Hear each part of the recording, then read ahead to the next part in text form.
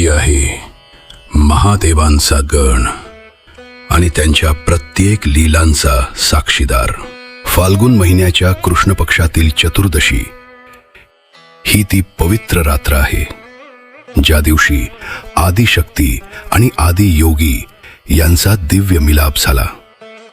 माता पार्वती त्या हिमालयाच्या कन्या, पूर्वजन्मी सती म्हणून जन्मलेल्या पण शिवप्रेमासाठी पुनर्जन्म घेतलेल्या.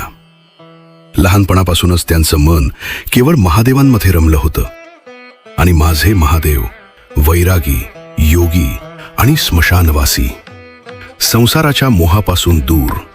पण माता पार्वतींची तपश्चर्या अचल होती. वर्षानुवर्ष त्यांनी कठोर तप केलं, उन्हात पावसात हिमवर्षावात, केवळ महादेव या नामाचा जप करत.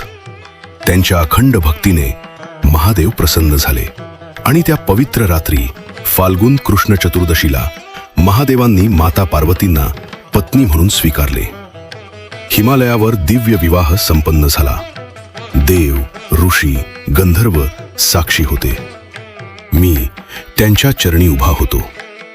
त्या मिलनाने पुरुष आणि प्रकृती यांचा संगम झाला. शिव आणि शक्ती एक रूप झाले. म्हणूनच ही रात्र महाशिवरात्री म्हणून साजरी केली जाते. ही रात्र आहे तपस्येच्या विजयाची, प्रेमाच्या पावित्र्याची आणि शिवशक्तीच्या एकत्वाची. हर हर महादेव.